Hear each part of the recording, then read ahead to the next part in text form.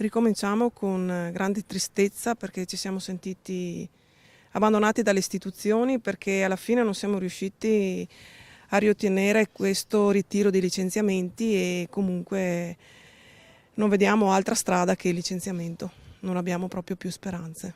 I licenziamenti dei 56 lavoratori della Exo Italia di Maserà sono stati confermati. L'incontro tra azienda, sindacati e rappresentanti del governo al Ministero dello Sviluppo Economico ha avuto esito negativo.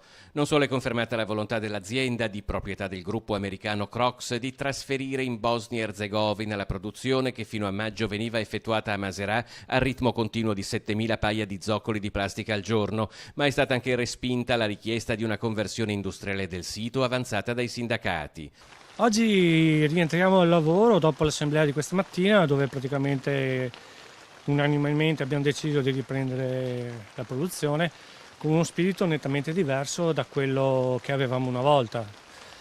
A fronte dei risultati ottenuti dalle vari incontri sia in Regione sia al Ministero, penso che le maestranze non siano soddisfatti di quanto è successo.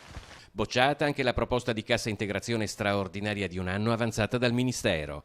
La notizia è immediatamente rimbalzata da Roma al presidio permanente che i lavoratori mantenevano giorno e notte nel piazzale di fronte ai cancelli dell'azienda, presidio che sarà tolto. La decisione è stata presa stamane al termine di un'assemblea durante la quale è stato riferito nel dettaglio l'esito del tavolo ministeriale. I dipendenti rientrano in fabbrica dove riprenderanno a lavorare fino a metà agosto, dopodiché si aprirà la procedura di licenziamento collettivo. Ora la trattativa si sposta ad un tavolo regionale che affronterà il tema delle liquidazioni.